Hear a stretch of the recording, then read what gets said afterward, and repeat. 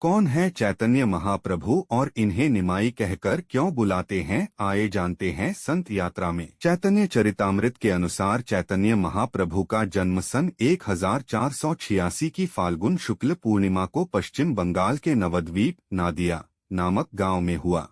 जिसे अब मायापुर कहा जाता है। गौरवर्ण का होने के कारण लोग इन्हें गौरांग, गौर हरि, गौर सुंदर आदि भी कहते थे। इनके पिता का नाम जगन्नाथ मिश्र व मां का नाम शची देवी था। 15 से 16 वर्ष की अवस्था में इनका विवाह लक्ष्मीप्रिया के साथ हुआ, जिनकी सर्प दंश के कारण मृत्यु हो गई। बाद में इनका विवाह नवद्वीप के राजपंडित सनातन की पुत्री विष्णुप्रिया के साथ हुआ।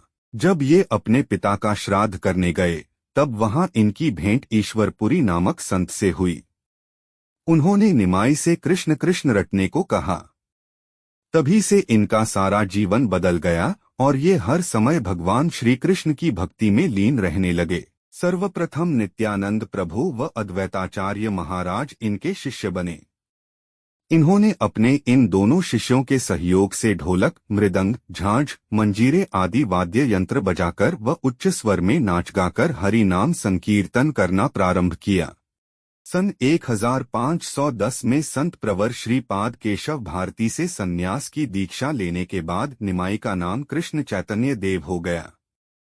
मात्र 24 वर्ष की आयु में ही इन्होंने गृहस्थ आश्रम का त्याग कर सन्यास ग्रहण किया। बाद में ये चैतन्य महाप्रभु के नाम से प्रख्यात हुए। जब गौरांग पहली बार जगन्नाथ मंदिर पहुंचे, तब भगवान की मूर्ति देखकर ये इतने भाव विभोर हो गए कि उन्मत्त होकर नृत्य करने लगे व मूर्छित हो गए।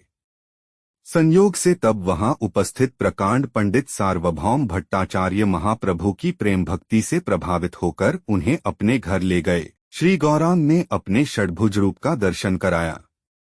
सार्वभौम तभी से गौरांग महाप्रभु के शिष्य हो गए और वह अंत समय तक उनके साथ रहे।